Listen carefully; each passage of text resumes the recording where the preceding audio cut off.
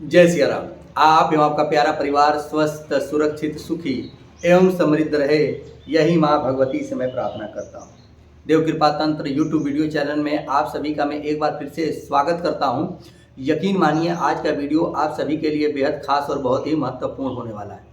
आज जिस विषय को लेकर के जो मैं चर्चा करने वाला हूँ वो एक दो लोगों का नहीं, हजारों लाखों लोगों का ये प्रश्न है और समस्या है। क्या समस्या है, क्या प्रश्न है और क्या उनको लाभ नहीं मिलता है, जो मेरे पास ये फ़ोन करके बताते हैं, मैं अभी चर्चा करूंगा आप सभी से। कुछ व्यक्तिगत निजी मेरा कुछ काम होने की वजह से और व्यस्तता होने की वजह से मैं आप सभी के सामने काफ़ी लंबे समय के बाद मैं आ रहा हूँ एक बार फिर से। पिछले बार भी यही हुआ था कि मैं मुंबई और दिल्ली चला गया था कुछ काम से।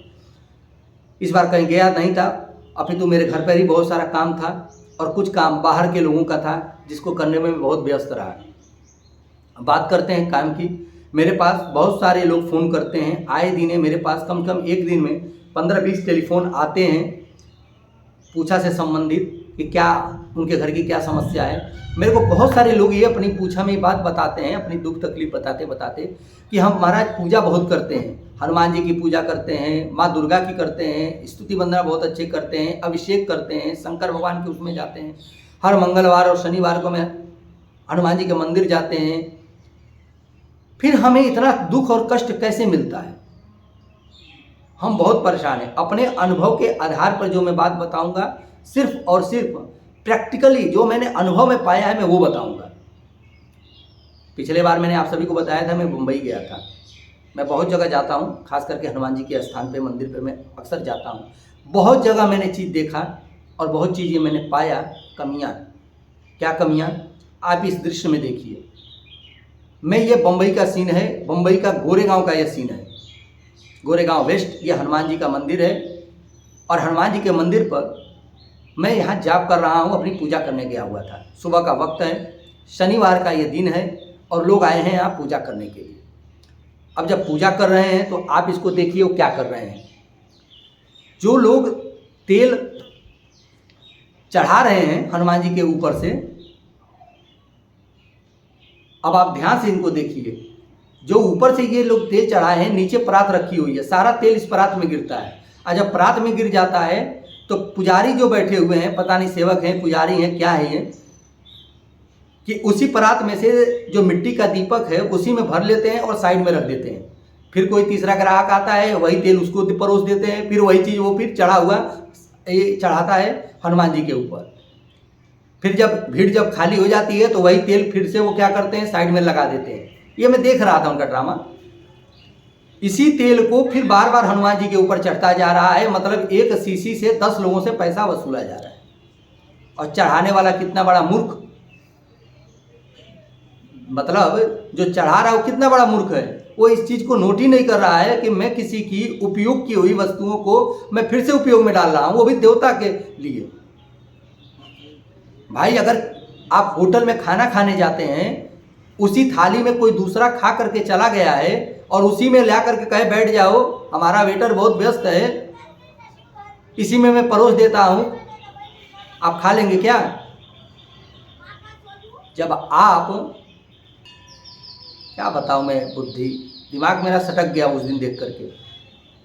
तो लोग मंदिर में जब जाते हैं तो यही कार्य करते हैं। मैं ऐसे बुधनी में शनि मंदिर में था। शनि मंदिर के अंदर मैं क्या देखता हूँ, जो लोग सरसों का तेल जा करके चढ़ा देते थे शनि महाराज के ऊपर, वह लोग एक पाइप के द्वारा, एक प्लास्टिक का 20 लीटर 25 लीटर का एक प्लास्टिक का कोई ड्रम था, उसके अंदर वो लोग पाइप लगा रखे हैं। जो तेल ऊपर से गिरता है वो सारा डब्बे में चला जाता है। ठीक है, ये अच्छी बात है, लेकिन उसका उपयोग वो क्या करते हैं? उसका उपयोग ये करते हैं कि जो लोग 10-15 रुपये वाली जो तेल की शीशी होती है, उसी शीशी को क्या करते हैं कि वो लोग साफ करके फिर से रिफिल कर देते हैं और उनकी एक अपना स्टॉल या ठेला ठुमका अपना लगा के रखे हुए हैं, उस पर रख देते हैं। जब कोई आता है वो तेल बाजार में मिलता है 15 का सील पैक और यहाँ मिलता है 10 का।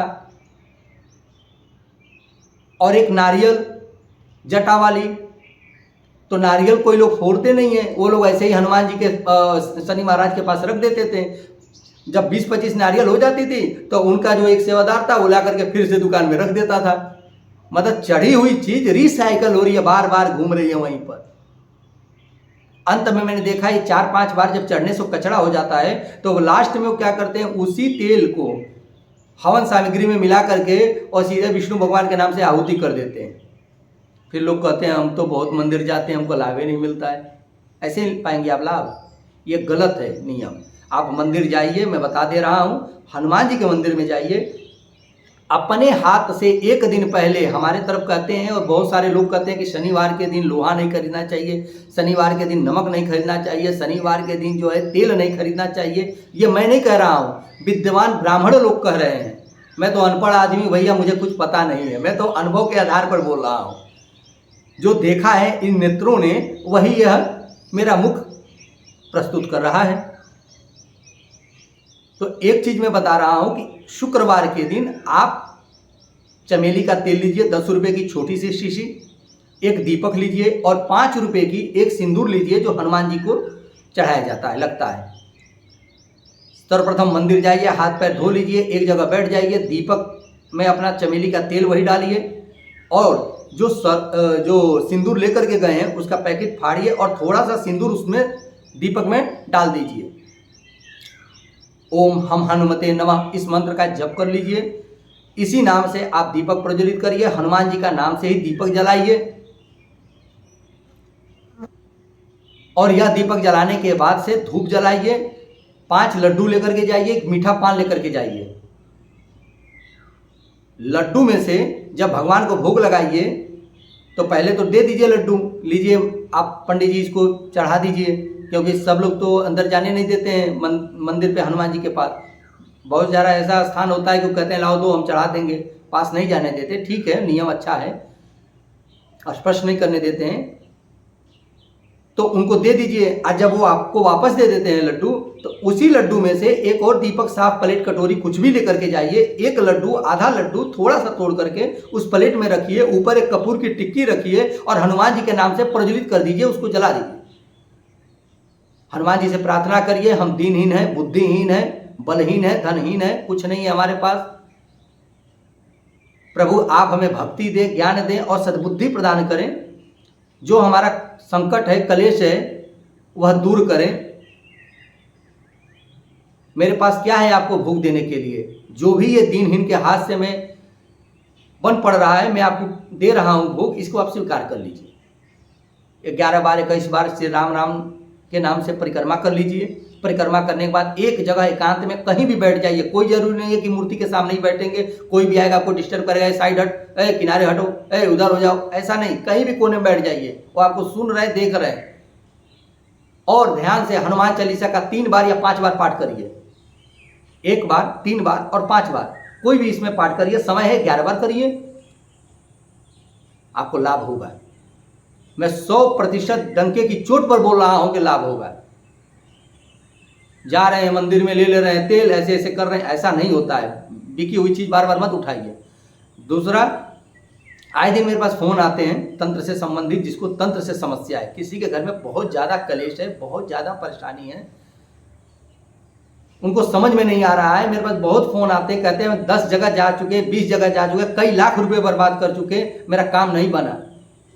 तो जहां आप गए वो उस योग्य नहीं है, उसके नज़र में एक ही चीज़ है, बाप ने बड़का भैया सबसे बड़ा रुपया पैसे लाए हो, लाओ हमको दे दो। उसके बाद से फिर हम तुमको एक टोटका बता देंगे, घर जाओ करते रहना, हम यहाँ कुछ कर दिए। बकरी बकरा, हांडी हांडा, पता नहीं क्या क्या फोड़ने काटने के नाम पर आपसे पैसा ले लेगा। समस्या वो पकड़ नहीं पाते हैं कि वास्तव में समस्या है क्या। वो घर देख ही नहीं पाते हैं कि इसके घर में वास्तव में समस्या है क्या, रोग क्या है, क्या काटेंगे। और रोग ऐसा है कि छोड़ने का नाम नहीं लेता है। अगर किसी को सर में दर्द है तो दर्द ही नहीं जा रहा है, दवा पे दवा खा रहे हैं। तो ऐसे तमाम परेशानियां हैं। लोग हमसे पूछा लेने के लिए फोन करते हैं, जिनकी समस्या होती है, तो उसकी फीस है और निःशुल्क भी है। निःशुल्क ऐसे है कि आप हमारे स्थान पे आइए और जो आप पूछेंगे वो हम सब बता देंगे और चुपचाप आप चले जाइए, मुझे 1 रुपये की जरूरत नहीं है। देखिए, जो बात कह रहा हूँ वो सही बोल रहा हूँ, सत्य। आप अगर अपने घर पर बैठे हैं, सोफे पे आराम से फोन लगा करके, फोन लगा दिए मुझे देख करके और सोच रहे हैं कि मैं भी ऐसे बैठा हुआ हूँ, आपकी इंतजार कर रहा हूँ, तो आपकी गलत बात है। मैं भी गृहस्थ हूँ, 50 काम है मेरे को। जब आपका पैसा आता है उसी से मैं भी कुछ सामान खरीदता हूँ, अपना काम करता हूँ। मेरे पास कोई फैक्ट्री नहीं है, मेरे पास कोई रोजगार उद्योग नहीं है बहुत बड़ा। तो जो धनराशि आपकी आती है तो मेरी टीम भी काम करती है, मैं अकेला नहीं जुड़ता हूँ, मेरे साथ और भी 2-3 लोग जुड़े होते हैं उस फोन पे। अगर मैं आपसे 1100 ले रहा हूँ तो वो काम करके 1100 रुपये का देता भी हूँ। हवाई बात नहीं है, ले लिया और आपको ऐसे गोल गोल टोपी पहना दिया। तो पूछा पहले, घर के लोग जो तंत्र में काम करते हैं वो पकड़ नहीं पाते कि वास्तव में समस्या इसके घर है क्या। जब समस्या उनको सही में पकड़ में आ जाएगी तो अपना काम सही तरीके से करेंगे। एक चीज दिखती है, 10 चीज दिखती नहीं। घर में पित्र है कि प्रेत है कि घर में पिचास है कि जिन्न है कि मसान है, क्या है वो कुछ देख ही नहीं पाते। एक जो चीज कहते हैं ऊपरी चक्कर है तो काट दो। कई लोग मेरे पास आते हैं, बोलते बोलते क्या बताऊं, मेरा माथा सटक जाता है कभी कभी। तो इस बात को आप ध्यान से समझिए, बूझिए। अगर आपके घर में कोई भी प्रकार की दिक्कत है, किसी भी प्रकार की समस्या, बहुत थक चुके हैं, बहुत परेशान हो चुके हैं, तो देखिए भैया, तंत्र अगर किसी ने किया है तो बड़ी कायदे से किया है आपके ऊपर, तो कटेगा भी तो कायदे से और नियम से कटेगा। इसकी प्रक्रिया है एक। अगर आपके पास 10 साल 5 साल पुराना तंत्र है तो वो समझ जाइए कि बहुत एक प्रकार का वो कैंसर बन चुका है। उसको हमको साफ करके ठीक करने में भी थोड़ा सा समय लगेगा। बाकी जो भी आपको मैं जो बात बता रहा हूँ अपने अनुभव के आधार पर बता रहा हूँ कि पूछा लेने के मेरी एक फीस है, उसकी फीस 1100 रुपये है। यही मेरा एक मोबाइल नंबर है, ये मेरा व्यक्तिगत भी यही नंबर है और सार्वजनिक भी यही नंबर है। मेरे पास दूसरा सिम नहीं है, मेरे पास इतना पैसा नहीं है कि हर महीने में 300 रुपये का रिचार्ज कराऊंगा 10 मोबाइलों में, मेरे बस का नहीं है। मेरे पास यही एक ही नंबर है। आप जब कोई व्यक्तिगत भी मिले तो आकर के वो आप देख लेना। तो ये नंबर है और 10 से 5 का बीच का टाइम है। 5 बजे के बाद कृपा करके फ़ोन न करिए, बहुत रेयर कोई बात हो ऐसी तभी फ़ोन करिए, न करिए। 5 बजे के बाद बहुत सारे दिन के जो व्यक्तिगत जो केस होते हैं इतने ज़्यादा, जिनको हम समय नहीं दे पाते हैं, तो कभी कभी उनके लिए भी मैं समय देता हूँ। और फिर हमें भी पूजा पाठ करना होता है, स्नान करना होता है, काम होता है हम लोग का। तो इसलिए मैं जहाँ तक हो सकता है आप समझ गए होंगे। मेरे बताने में अगर किसी प्रकार की त्रुटि हो गई हो तो हाथ जोड़ करके मैं क्षमा प्रार्थी हूँ, आप मुझे क्षमा करें। मैं बहुत ही अज्ञानी हूँ, बहुत ही छोटा हूँ मैं आप सभी के समक्ष। आशा करता हूँ आप सभी लोग समझ गए होंगे। अब मुझे आज्ञा दीजिए, नेक्स्ट वीडियो में कुछ एक अलग से अनुभव कुछ लेकर के मैं आऊँगा जो आप सभी के सामने प्रस्तुत करूँगा। तंत्र मंत्र से अगर आप किसी भी चीज़ से परेशान हैं तो आप संपर्क मुझसे कर सकते हैं। श्री हनुमान जी महाराज की कृपा हुई तो आप पूर्णतः ठीक होंगे। जय सिया राम।